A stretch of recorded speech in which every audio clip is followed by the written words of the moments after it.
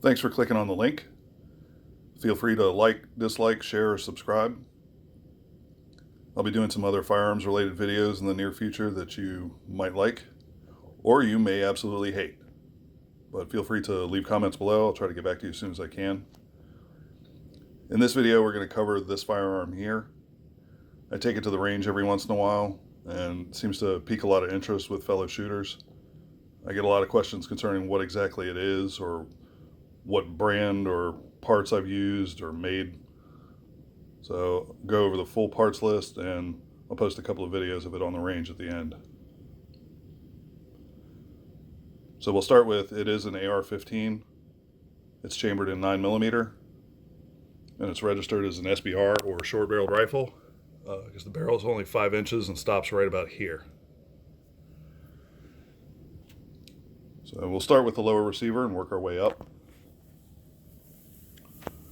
Lower is a billet lower, and it was made by a company called Sun Devil Manufacturing out of Mesa, Arizona, but I do not believe they're in business anymore.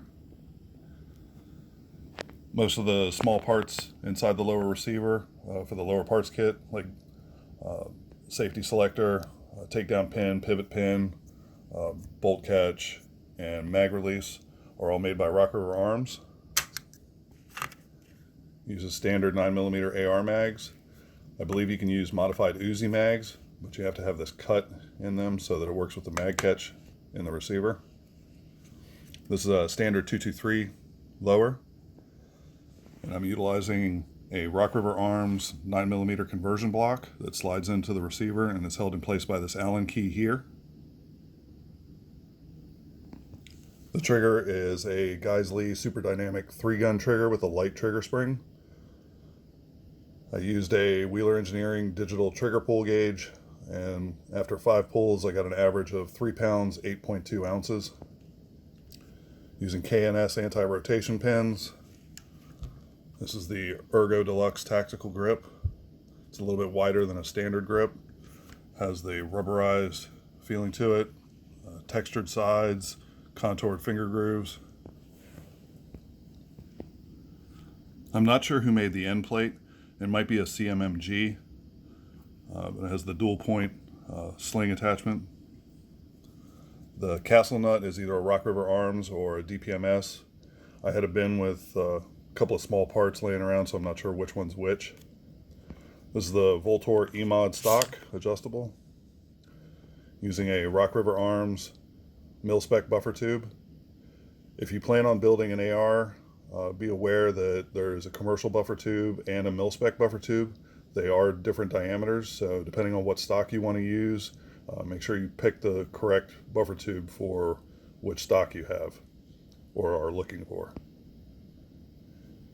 Inside is a Rock River Arms 9mm buffer.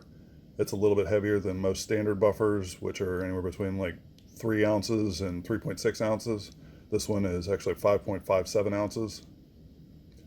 Using a standard Rock River Arms car buffer spring. This is the backside of the Troy Industries extended bolt catch, similar to the Magpul bad lever. On the other side, you can see that it attaches to a standard bolt catch here. There's 2 screws that hold it in place.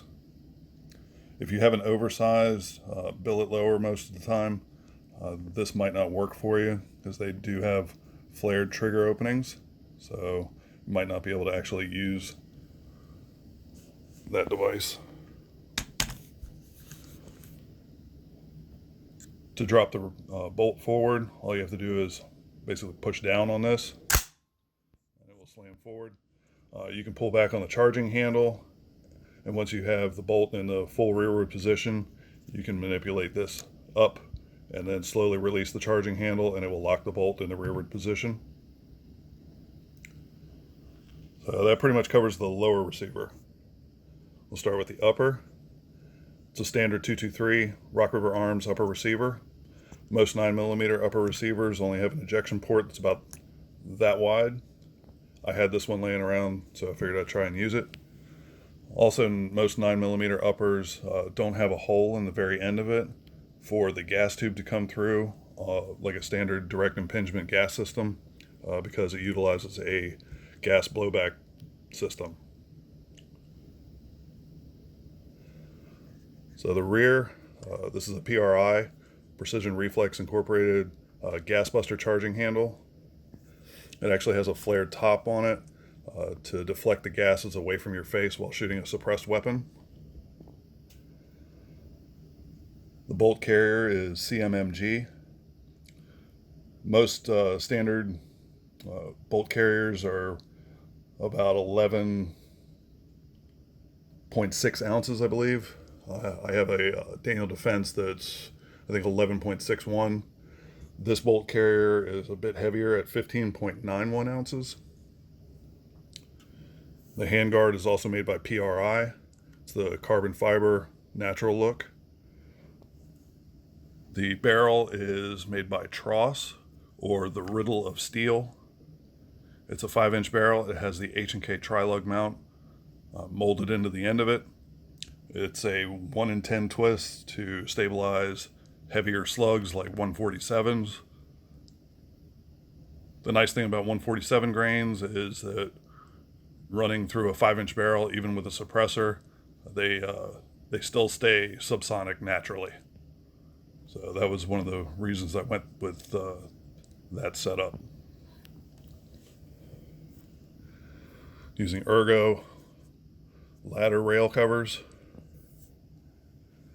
The suppressor is made by a company called SBR, which was Southeastern Weaponry Research. It was purchased by Silencer Co. A number of years ago. Also uses the H&K tri-lug mount. Kind of hard to see, sorry. This can be unscrewed and different adapters can be put on so that you can use it on an Uzi or other firearms that have a different thread pitch. But there's a piston inside it and a spring so that you can drop it onto your barrel, compress it, give it a slight turn, and then the spring locks it into position. Kind of hard to do one-handed, but yeah, not gonna happen. So this is the original grip pod. It's the all-metal frame or all-metal body. Has the metal legs and comes out with a push of a button. The original ad I saw for this grip pod was a person standing on a saw rifle, and the legs were extended, and he was actually standing on the forearm of it, and their ad said, "We don't stand behind our products, we stand on them." So I thought that was pretty cool. Figured I'd go ahead and get one. Move on to the optics. Using a LaRue Tactical LT 129 M68 CCO mount. Aimpoint Comp M2 with a 4 MOA dot. It's the LaRue Tactical LT 602T, which is the tall version, to align a Aimpoint 3-power magnifier with the red dot.